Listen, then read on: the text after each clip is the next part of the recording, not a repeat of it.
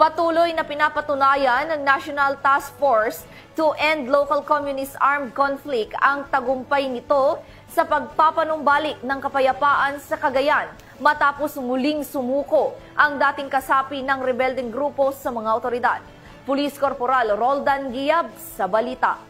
Patuloy na bumubunga ang mga programa ng National Task Force to End Local Communist Armed Conflict o NTF-ELCAC sa Cagayan matapos ang panibagong voluntaryong pagsuko ng isang dating miyembro ng New People's Army sa bayan ng Alcala. Ayon sa ulat, dakong alas 3:30 ng hapon ng Oktubre 12 ngayong taon, kusang loob na sumuko si Ka Irene, 45 taong gulang, may asawa at residente ng Barangay Dalawig, Alcala, Cagayan. Isinagawa ang pagsuko sa pinagsanib na operasyon ng Alcala Police Station, Provincial Intelligence Team Cagayan South, 1st Cagayan Provincial Mobile Force Company, Provincial Intelligence Unit, Cagayan Police Provincial Office at 77th Infantry Battalion ng Philippine Army. Bit-bit ni Ka Irene ang isang 38 caliber revolver na may 3 bala na agad isiniilalim sa kustodiya ng Alcala Police Station para sa tamang disposisyon. Sa panayam, inamin ni Ka Irene na nang-engganyo siya ng kanyang ama na tumulong sa mga aktibidad ng rebeldeng grupo mula 1999 hanggang 2006 bilang tagapamagitan at terrain guide sa mga operasyon ng NPA sa hangganan ng Alcala, Bagao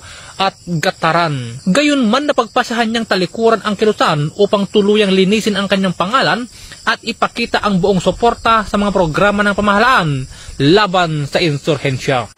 Mula dito sa lalawigan ng Cagayan, ako ang inyong PNN correspondent, Police Corporal Giab, alagad ng batas, tagataguyod ng Balitang Pulis.